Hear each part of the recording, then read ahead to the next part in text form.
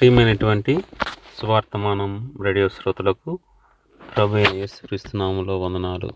Praise the lord. ప్రియులారా, ఈ విధంగా మనము మరొకసారి ప్రభు నామమును బట్టి ఆయన యొక్క వాక్య ధ్యానము నిమిత్తమై రావటానికి ప్రభు కృప చూపారు. ఆయనకి మనందరం కూడా కృతజ్ఞులము. ఈ సమయంలో ఆయన యొక్క మేలను స్వరము వినటానికి ముందు చిన్న ప్రార్థన చేసుకుని ఆయన సహాయాన్ని కోరుకుందాం. కృపగల దేవ, నమ్మకమైన తండ్రి, దయగల దేవ, వర్తమాన భూత భవిష్యత్ కాలంలో ఉన్న దేవ, ఆకాశం మహాకాశములు పట్టుచాలినటువంటి ఉన్నతమైన నామము కలిగినటువంటి దేవ, శిలువలో మా కొరకై మరణించి మీ మరణం ద్వారా మాకు ఇచ్చినటువంటి గొప్ప విడుదల విమోచనను బట్టి వందనాలు. మేము మీ పిల్లలుగా పిలువబడటానికై మాకు ఇచ్చినటువంటి గొప్ప ఒక అధికారాన్ని, ఆ అవకాశాన్ని బట్టి వందనాలు చెల్లిస్తున్నాం. ఈ సమయంలో మాతో మీరు మాట్లాడండి. వాక్యం వింటున్న ప్రతి ఒక్కరిని కూడా మీరు దర్శించండి.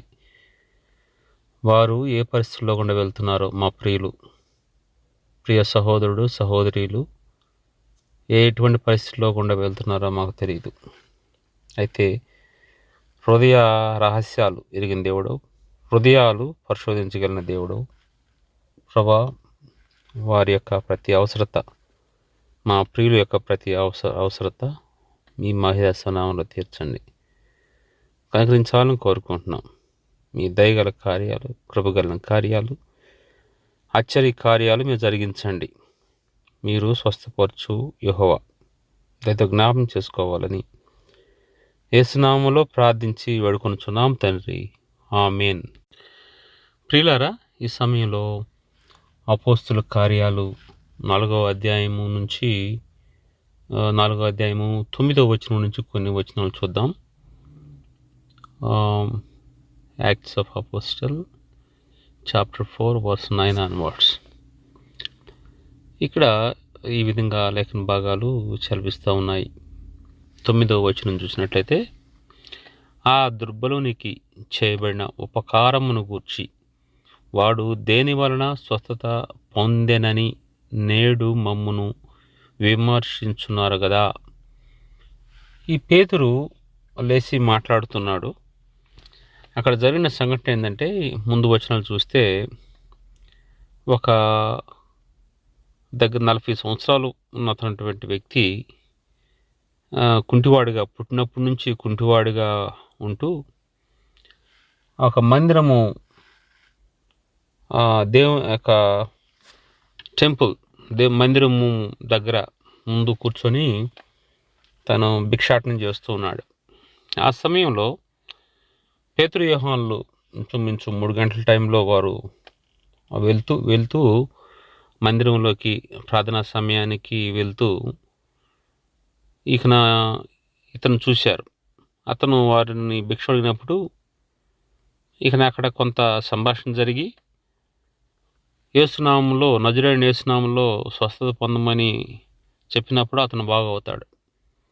బాగైన తర్వాత అతను కూడా సంతోషించి మందిరంలోకి వెళ్తాడు. చూసిన వారు ఆశ్చర్యపడతారు. ఇవన్నీ జరుగుతాయన్నమాట. ఆ తర్వాత శాస్త్రులు, పరిసయ్యులు అనేవారు, అక్కడ ఉన్నటువంటి పెద్దలు, సో వీరిని పిలిచి వారితో మాట్లాడుతూ వారిని ఏదో తప్పు చేసినట్టుగా వారి మీద ఏదో నిందలు మోపాలని చూస్తూ ఉంటారు. ఆ సమయంలో పేతురు లేచి ఈ విధంగా మాట్లాడుతూ ఉన్నాడు అనమాట.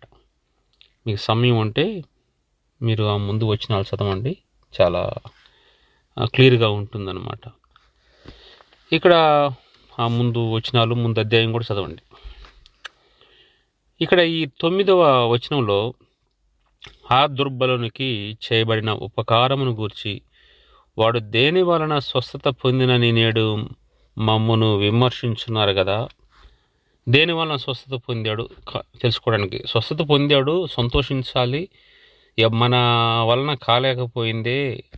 అతను 40 సంవత్సరాల నుంచి ఆ విధంగా బాధపడుతున్నాడు. తన వలన తన కుటుంబము ఇక తను ఇరుగు పొరుగు వారు, ఇంక తనకి రక్త సంబంధికులు ఇంకెవరైతే ఉన్నారో వారందరికి కూడా తన విషయంలో ఎంతో బాధ ఉంది. ఎంతోమందికి అతని ద్వారా పని ఉంటుంది. తర్వాత అతనికి చాలా బాధ ఉంది. చాలా ఎక్కడికి వెళ్ళలేని పరిస్థితి. తను అనేకమైనటువంటి పరిస్థితులు గుండా వెళ్తూ ఉన్నాడు. ఒకసారి ఆలోచించండి, కాళ్ళు లేకుండా ఉంటే తను ఏ విధంగా బాధపడుతూ ఉంటాడు.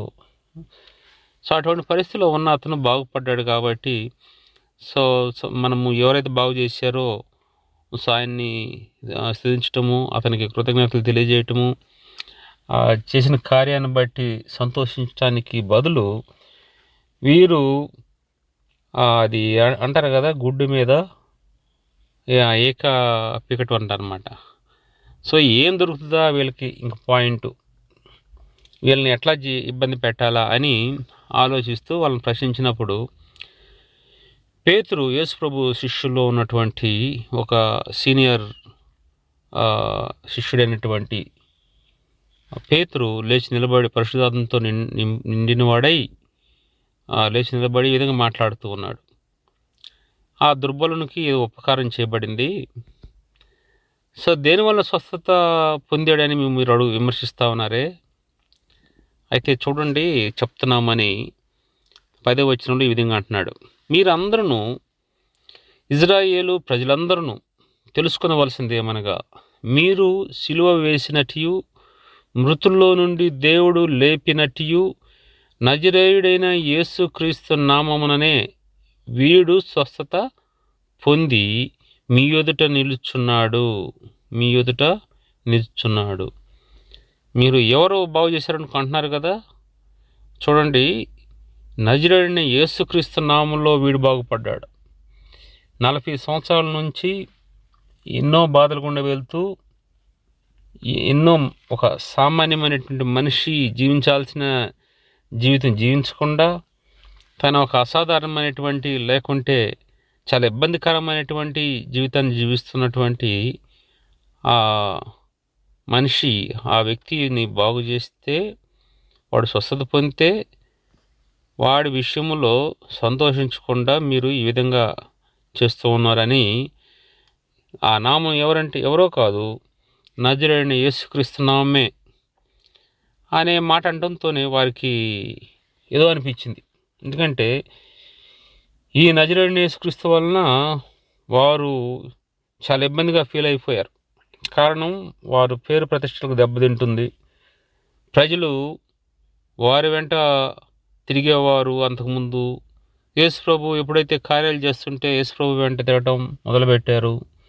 వారికి రావాల్సినటువంటి ప్రాధాన్యత రాకపోయేసరికి, వారికి రావాల్సినటువంటి ఘనత రాకపోయేసరికి, వారిని పొగిడేవారు పొగడపోయేసరికి, వారికి అంతకుముందు యేసుప్రభు రావటానికి ముందు, ఈ లోకానికి మనుషునిగా రావటానికి ముందు వారికి ఎటువంటి ప్రాధాన్యత ఉందో అటువంటి ప్రాధాన్యతలో మార్పు వచ్చేసరికి వారు తట్టుకోలేక యేసుప్రభుని సిలువేయటానికి ప్రయత్నించి సఫలులయ్యారు. అనేక మంది, ఆ గుంపు కూడా ఎవరు, ఇజ్రాయెల్ ప్రజలు కూడా సంఘంలో వారికి, ఆ సమాజంలో వారికి చాలా ఇబ్బందికరంగా ఉన్నప్పటికీ, ఈ శాస్త్రులు పరిచయాలు అనేవాళ్ళు వారిని చాలా చిన్నచూపు చూస్తున్నప్పటికీ, సామాన్య ప్రజల్ని, వారు కూడా గొర్రెల వలె వారితో కలిసి ఉన్నతమైన వారు అని చెప్పబడేవారు, సమాజంలో ప్రధానులని చెప్పబడేవారు, యాజకులని చెప్పబడేవారు, లేకుంటే ఈ యొక్క పేరు ప్రతిష్టలు ఉన్నటువంటి అగ్ర స్థాయిలో ఉన్నటువంటి వారుగా చెప్పబడేవారు, వారిని సంతోషపెట్టుకై ఈ ప్రజలు కూడా, ఇజ్రాయెల్ ప్రజలు సామాన్యులందరూ కూడా వారితో కలిసి యేసుప్రభు సిలువేయటంలో ప్రధాన భూమిక పోషించారు. అందుకని ఇప్పుడు ఈ పేతురు, పరిశుద్ధాత్మతో నింబడిన పేతురు, ఒకవేళ ఈ నజరేయుడైన యేసు నామం చెప్తే మాకు ఇబ్బందిగా ఉంటుందేమో, వీళ్ళు ఆ యేసు అంటే ఇష్టపడరు కదా, వీళ్ళు దానివల్లనే కదా ఇంత భయంకరమైనటువంటి శిలువ మరణానికి, శిలువలో యేసుప్రభు ఆ విధంగా చనిపోవటానికి కారకులయ్యారు. అని ఒకవేళ పేతురు చెప్పకుండా ఉంటే, సో అక్కడ మంచి అవకాశం దేవునికి సాక్షిగా లేకుంటే దేవుని మహింకరంగా ఉండాల్సినటువంటి గొప్ప అవకాశం మిస్ అయిపోయింది అది. అయితే ఇక్కడ పేతురు పరిశుధాత్మ కంట్రోల్లోకి వచ్చినప్పుడు ఈ విధంగా చాలా ధైర్యంగా చెప్తా ఉన్నాడు. మీరందరూ ఇజ్రాయెల్ ప్రజలందరూ తెలుసుకోవలసింది ఏమనగా మీరు తెలుసుకోవాలి. ఎందుకంటే మీరు సిలువ వేసినట్టు, మీరు సిలువ వేసారే, అద్భుతాలు చేసిన ఆయన్ని, ధర్మకార్యాలు చేస్తున్న ఆయన్ని, ఆత్మ సంబంధమైన బోధలు బోధిస్తున్న ఆయన్ని మీరు ఎటువంటి కారణం లేకుండా ఆయన నేరానికి రుజువు చేసి లేకుండా నేరము చేశాడని రుజువు చేయలేకపోయినా, ఎటువంటి అన్యాయం చేయకపోయినా ఆయన్ని మీరు సిలువ వేయాలని ముక్త కంఠంతో కేకలేసి చెప్పారు కదా. ఆ సిలువ వేయబడిన క్రీస్తుని గురించి ఆ క్రీస్తు నామంలో అంటా ఉన్నాడు. సిలువ వేసినట్టు, మృతుల్లో నుండి దేవుడు లేపినట్టు, ఆ యేసుప్రభుని దేవుడు మృతుల నుండి లేపాడు. ఆయన చనిపోయి సమాధిలో ఉంటే 3వ దినాన తండ్రి అయిన దేవుడు అతను లేపాడు. నజరేయుడైన యేసుక్రీస్తు నామంనే, అటువంటి మరణం జయించి తిరిగి లేచినటువంటి క్రీస్తు నామంలోనే ఇతను స్వస్థత పొందాడు అని చెప్పేసి అనమాట. ఇంకా అంతటితో ఆకుండా 11వ వచనంలో ఈ విధంగా అంటున్నాడు, ఇల్లు కట్టువారైన మీరు తృణీకరించిన రాయి ఆయనే, ఆ రాయి మూలకు తలరాయి ఆయను. ఇల్లు కట్టే వ్యక్తి ఒక మూల నుంచి రాయి పెట్టుకుని, అంటే రాయి అట్లాగా కార్నర్లో పెట్టి అక్కడ నుంచి గోడ కడతాడు. నేను అనుకునేవాడిని, ఈ మూల నుంచి ఎందుకు, చిన్నప్పుడు ఈ విధంగా అనుకునేవాడిని, ఈ మూల నుంచి ఎందుకు రాళ్ళు పెట్టుకొని రావాలి, అది మధ్యలో నుంచి పెట్టవచ్చు కదా, గోడకి మధ్యలో నుంచి పెట్టవచ్చు కదా అనే ఆలోచన వచ్చేది. ఆ తర్వాత అర్థమైంది, ఆ మూల నుంచి అయితే కోణం కరెక్ట్గా తీయటానికి బాగుంటుంది. సో అందుకని వారు అది ఒక ఎల్ షేప్లో అటు ఇటు కట్టుకుంటూ వస్తారనమాట. అది ప్రారంభమైంది ఒక రాయి, మూల రాయితోనే ప్రారంభమవుతుంది. కాబట్టి ఈ మూలరాయి కాదనంటే, మూలరాయి వద్దు అని అన్నాం అనుకో, ఆ ఇల్లు కట్టబడదు. ఆ ఇల్లు కట్టుటకు ప్రారంభం కాబడదు. ఒక ఇల్లు కట్టుట ప్రారంభం కాకపోతే ఇంక ముగించేది ఎప్పుడు? ప్రారంభమే లేకపోతే ముగింపు ఏడ వస్తుంది? కాబట్టి ఒక ఇల్లు కట్టడం ప్రారంభించడానికి, ముగించబడటానికి ఆ మూలరాయి అనేది చాలా ప్రాముఖ్యమైనది. మూలరాయితోనే ప్రారంభించబడి కట్టబడుతుంది. అయితే ఇప్పుడు వారు ఈ యొక్క మూలరాయితో యేసుప్రభు వారిని పేతురు పోలుస్తూ వస్తున్నాడు. మీరు ఇల్లు కట్టే అతను ఆ తృణీకరించిన రాయి ఉంది కదా, ఏదైతే ఈ రాయి అవసరం లేదో అన్నాడో, ఆ రాయే మూలరాయి, అదే ప్రధానమైన రాయి. ఆ రాయి లేకపోతే ఆ ఇల్లే కట్టబడదు అని తను చెప్పుకుంటూ, ఆ రాయి మూలకు తలరాయి అయిన ఆ రాయే ప్రధానమైనటువంటి రాయి అయిపోయింది, ప్రాముఖ్యమైనటువంటి రాయి అయిపోయింది. కొన్నిసార్లు చూడండి, పిల్లల్ని పెద్దలు కొంత తక్కువ అంచనా వేస్తారు. అది నీకేం తెలియదు, కూర్చోరా, నీకు అర్థం కాదు లేపో అని అంటారు. కానీ అతను ఏం చెప్తున్నాడో అర్థం చేసుకునే ప్రయత్నం చేయరు. చివరి కొద్దిగా ఆలోచిస్తే వాళ్ళ ఆ అబ్బాయి చిన్నవాడే చెప్పిందే కరెక్ట్ అవుతుంది. సో అట్లాగా చాలాసార్లు తృణీకరిస్తారు చాలా విషయాల్ని. ఇక్కడ యేసుప్రభుని వారు తృణీకరించారు. అది వారు వచ్చినటువంటి ఆ బ్యాక్గ్రౌండ్ని బట్టో, లేకుంటే వారికి ఉన్నటువంటి ఆ హోదాను బట్టి, ఆ సంఘంలో ఉన్న పలుకుబడిని బట్టి, ఏ ద్వేషంతోనే వారు ఈయన మన లెవెల్కి సరిపోడలే, ఈయన అవసరం లేదు, ఇటువంటి వ్యక్తి ఒక వడ్రంగివానికి పుట్టినవాడు అని వాళ్ళు ఆలోచిస్తూ ఆ విధంగా ఆయన తక్కువ అంచనా వేసేసి లెక్క లేకుండా చూశారు.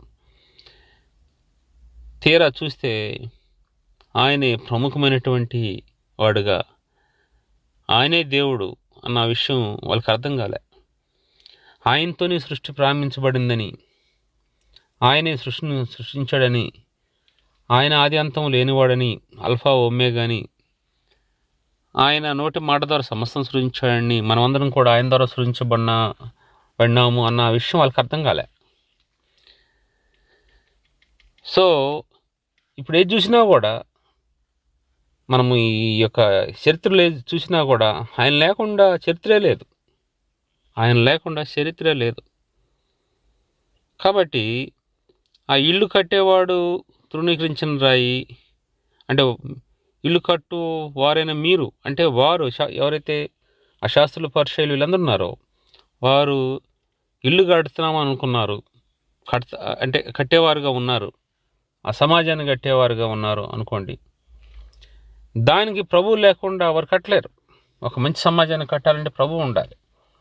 ఆత్మీయ జీవితం వారు జీవించాలంటే ప్రభువు ఉండాలి. ప్రతి దాంట్లో ఉప్పు లేకుండా ఏ కూర కూడా మనం చేయలేము. అది కూర చేస్తాం కానీ ఆ రుచి అనేది రాదు. ఉప్పు ఎంత ప్రాధాన్యమైందో ప్రతి ఒక్క జీవితానికి యేసు ప్రభు ఉప్పు లాంటి వ్యక్తి. కాబట్టి ఈ ఉప్పు అంటే ఈ యొక్క మూలరాయి అనేది చాలా ప్రాముఖ్యమైనది. ఇంటికి మూలరాయి ఎంత అవసరమో ఈ సృష్టికి, మన జీవితాలకు, ప్రతి ఒక్కరికి కూడా, ప్రతి పరిస్థితిలో కూడా యేసు ప్రభు వారు అంత ప్రాముఖ్యమైన వ్యక్తి అని వారికి అందరికీ వివరిస్తూ వస్తున్నాడు పరిశుద్ధాత్మ ద్వారా నింపబడినటువంటి పేతురు.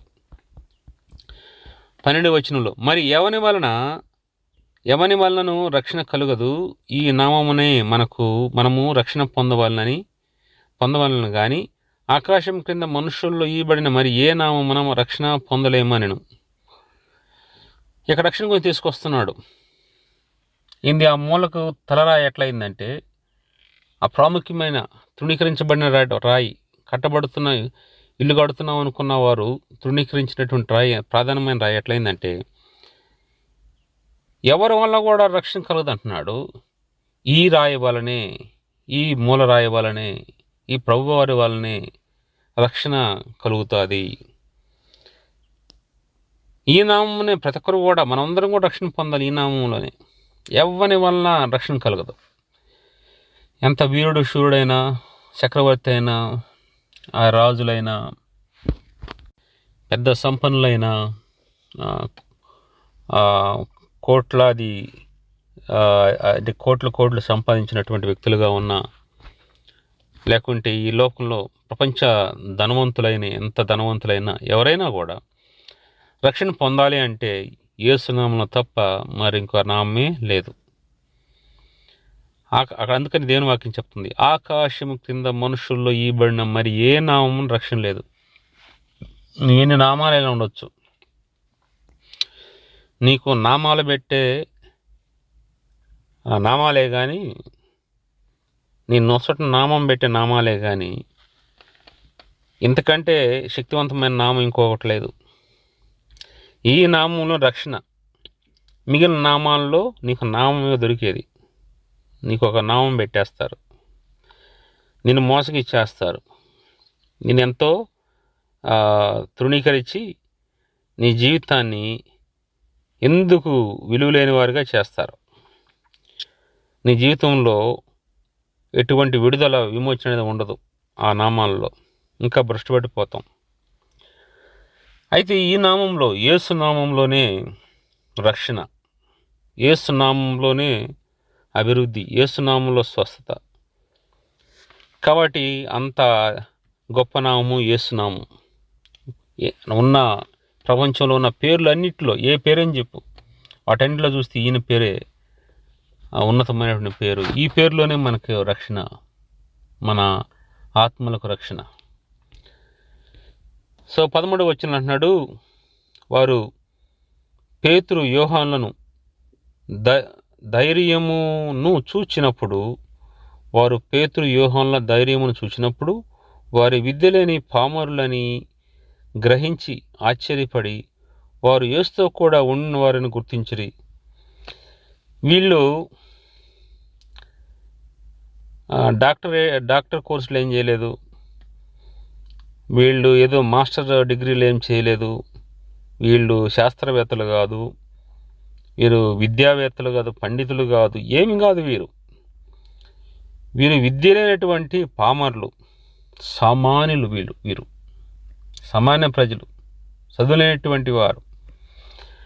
అటువంటి వారని వారు గుర్తెరిగారంట. అక్కడ ఉన్నటువంటి గొప్పవారని చెప్పబడే శాస్త్రులు, పరిచయులు అనేవారు, సంఘంలో పేరు ప్రతిష్టలు ఉన్నవారు, రాజకీయ పలుకుబడి ఉన్నవారు, మతంలో ఉన్నతమైనటువంటి పలుకుబడి, ఉన్నతమైన స్థానాల్లో ఉన్నవారు. అటువంటి వారు ఒకటి గుర్తెరిగారు. పేతురు, యోహాను చూసి మనం ఇంతమంది ఉన్నాం, వాళ్ళిద్దరే ఉన్నారు, వాళ్ళు మాట్లాడే విధానం చూస్తుంటే మన బుర్రలు తిరిగిపోతున్నాయి కదా, అసలు వీళ్ళు ఏ యూనివర్సిటీ చదివారు, వీరు ఏ లిటరేచర్ చదివారు, వీరు ఇంత ధారాళంగా ధైర్యంతో ఈ విధంగా మాట్లాడుతూ ఉన్నారు వీరు అని పిరికివారైనటువంటి, జ్ఞానహీనులైనటువంటి, దేవుడంటే భయం లేనటువంటి, దేవుని నామం చెప్పుకొని అనేక మందిని మోసం చేస్తూ, అనేక మందిని తప్పుదోవ నడిపిస్తూ, వారు నడుస్తూ జీవిస్తున్నటువంటి ఆ ప్రజలు, అంటే అక్కడ ఉన్నటువంటి శాస్త్రులు, పరిచయులు సో ఈ విధంగా ఆశ్చర్యపోతూ ఉన్నారు. వీళ్ళు ఇది లేని పామర్లు కదా, మనం ఈ విధంగా ఉంటమే, వీళ్ళ పరిస్థితి ఈ విధంగా ఉంది, ఆశ్చర్యపడ్డారంట. ఆశ్చర్యపడి వారు ఏమనుకున్నట్టు, వారు యేసుతో కూడా ఉన్న వారని గుర్తెచ్చుకున్నారు. ఇంత ధైర్యం, ఇంత జ్ఞానం, వీరు ఎక్కడ చదవనోళ్ళు కదా, వీళ్ళకి తా అంటే తూ తెలీదు, తుమ్మలకుంటూ దారి తెలీదు. అటువంటి వ్యక్తులు ఏ విధంగా చెప్పగలుగుతున్నారంటే, వీళ్ళు చెప్పటానికి కారణం ఒకటే, వీరు యేసుతో కూడా ఉండినవారు, యేసుతో కూడా ఉండినవారు. సహోదరులారా, సహోదరులారా, ఈ సమయంలో యేసుతో ఉన్నప్పుడు మనము ఘనమైన కార్యాలు చేయగలుగుతాం. యేసుతో ఉన్నప్పుడు, యేసులో ఉన్నప్పుడు, యేసుతో సంబంధం కలిగి ఉన్నప్పుడు, ఆ యేసు ద్వారా రక్షణ పొంది ఉన్నప్పుడు, యేసులో నాటబడినప్పుడు ఏం చేయగలుగుతామంటే గొప్ప కార్యాలు చేస్తాం. దేవుడు మన ద్వారా గొప్ప కార్యాలు చేసి ప్రజలను ఆశ్చర్యపరుస్తాడు, ఆశ్చర్యశక్తులను చేస్తాడు. ప్రజలు ఈ యొక్క జరిగే సంఘటన చూసినప్పుడు దేవుని మహింపరుస్తారు. ఆ విధంగా దేవుడు ఆ జ్ఞానహీనుల్ని, విద్యలేని వారిని, సంఘంలో వెలివేయబడిన వారిని, సంఘంలో చిన్న చూడబడుతున్న వారిని, త్రోసివేయబడిన వారిని ఆయన గొప్పగా వారిని వాడుకుంటాడు. ఎప్పుడు వాడుకుంటాడు తెలుసా? వారు ఈయనకు అందుబాటులో ఉండి ఆయనతో ఉంటే. వీరు యేసుతో ఉన్నారు కాబట్టి, చదువులేని పాపనులైనా కూడా యేసుతో ఉండినవారు కాబట్టి గొప్ప కార్యాలు చేస్తూ ఉన్నారు. ఈనాడు మనం ఎవరితో ఉన్నాం? వాక్యం వింటున్న మీరు ఎవరితో ఉంటున్నారు? యేసుతో ఉంటున్నారా, లేకుంటే యేసుకు విరోధులతో ఉంటున్నారా?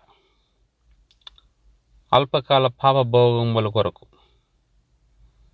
ఏదో అంతలో ఉండి అంతలో మాయమైపోయి ఈ జీవితంలో ఏదో సాధించాలి, ఏదో చేయాలనే ఉద్దేశంతో అనేకమైన వక్ర మార్గాల్లో వెళ్తూ దేవునికి అయిష్టంగా ప్రవర్తిస్తూ ఉంటున్నటువంటి ఆ ప్రజలు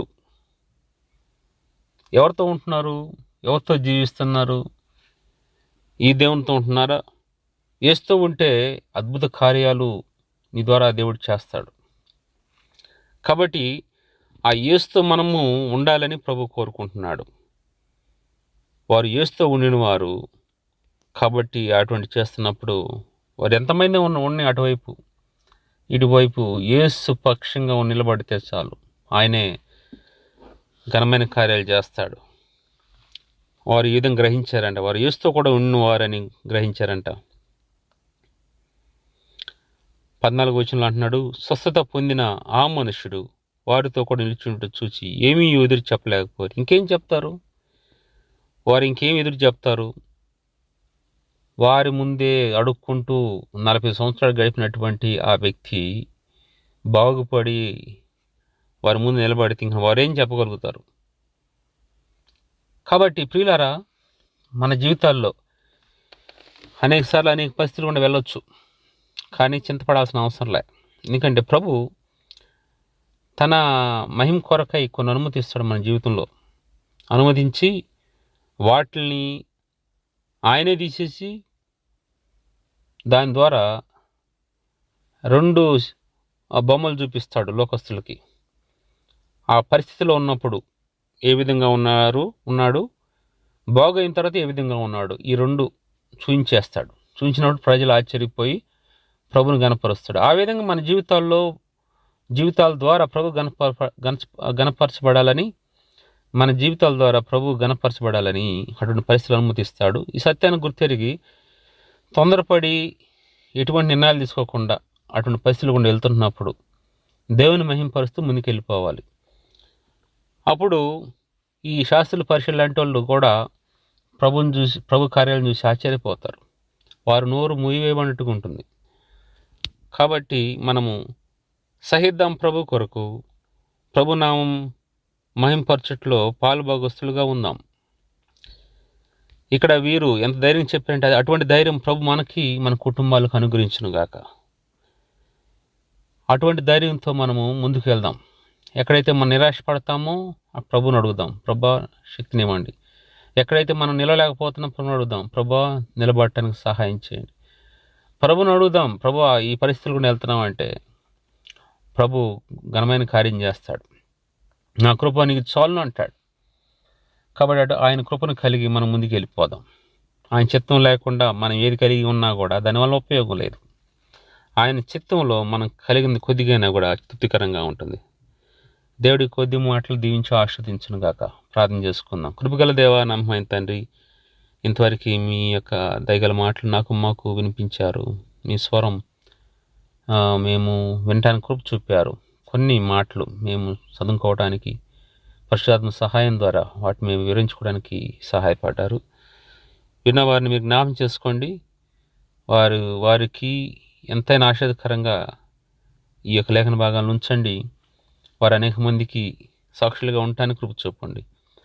నాయన, మేమందరం కూడా మీ కొరకై మీ మహిమాత్మ జీవించడానికి కృప చూపండి. మా ప్రియులు, వారి కుటుంబాలు మీరు ఆస్వాదించండి. మంచి ఆరోగ్యం ఇవ్వండి. పిల్లల చదువుల్లోనూ వారి ఉద్యోగాల్లోనూ మీరు సహాయం చేయండి. మీ కృపగలను అస్సలుగా అప్పగించుకుంటున్నాం. అయినా మేము ప్రభా జీవించే కొద్ది జీవితం నిరపరాధులంగా, నిర్దోషులంగా జీవించడానికి, మీ మహిమార్థం జీవించడానికి సహాయపడాలని యేసు నామములో అడిగి ప్రార్థించి వేడుకుంటున్నాం తండ్రి. ఆమేన్. ప్రియులారా, ప్రభు చేత మరోసారి కలుసుకుందాం. దయచేసి ఎబ్రోన్